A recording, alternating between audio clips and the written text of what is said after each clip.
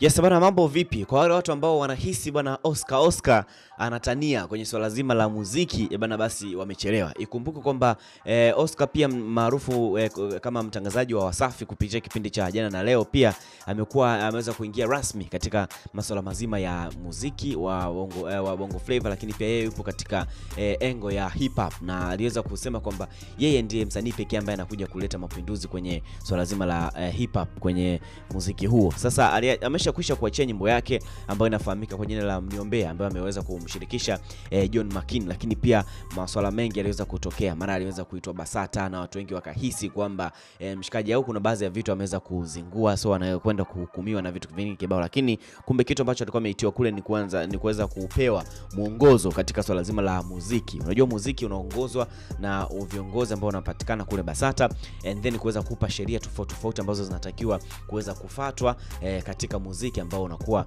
unaofanya, ili usiweze kupoteana masuala mazima ya kuweza kuandika nyimbo ambazo hazifai, masuala mazima ya matusi manini. So kwa sababu amekuwa ni msanii mpya na kuweza kuingia kichwa, wakaamua kuweza kumuita Basata and then kuweza kumpatia elimu kidogo. Mara baada ya kuweza kuachia nyimbo hiyo ya Mniombee, mapokezi yamekuwa ni makubwa, ingawa comments nyingi mbaya zilikuwepo, nzuri zilikuwepo, wanaompongeza, wanaomchukia, wanaomtukana walikuwa ni wengi zaidi. Sasa ameweza kufunga tena midomo kwa sababu anategemea kuachia track yake mpya kabisa ambayo inafahamika kwa jina la Leo, ambayo pia ameweza kumshirikisha msanii Ben Paul. So ameweza kupost cover ya nyimbo hiyo, ameweza kupost ile cover yake inaonyesha nyimbo yake, inaonyesha picha yake pamoja na Ben Paul, and then juu imeandikwa Leo Oscar featuring Ben Paul, and then akasindikiza kwa ujumbe kwa kusema kwamba mkombozi wa hip hop once again, unatamani tuachie lini hili dude, and then Oscar featuring Ben Paul ameweza kuuliza kwamba goma hili aweze kuliachia lini. Lakini by the way, watu wengi wakahisi kwamba mbona kama kuna support fulani nyingine hapewi labda na mashabiki wengine, lakini pia kutokana na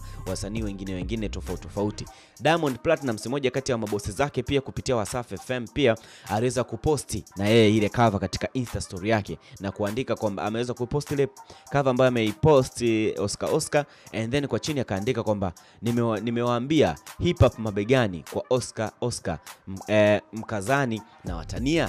Huyo bana ndiye Diamond Platnumz akawa ameandika, and then bana Oscar naye pia akarepost ile post ambayo amekwisha kuposti na kusema kwamba kama Simba la Masimba Dangote ameweza kuappreciate wewe ni nani. So tuendelee kutufuatia kwenye mitandao yetu ya kijamii kutokana na hii issue ambayo inamhusu Oscar. Bana kweli muziki ameshaamua kuvalia njuga vizuri na kuweza kuingia katika masuala mazima ya hip hop, and then tutegemee nyimbo yake hii itakayoweza kutoka pamoja na Ben Paul itakuwa ni nzuri kiasi gani. Itakuwa ni zaidi ya ile aliyoimba na John Makin inafahamika kwa jina la Mniombee, au hii itakuwa ni zaidi ya ile? Maoni yako itakuwa umetisha kinoma noma, Enzildad kabisa. That's my name.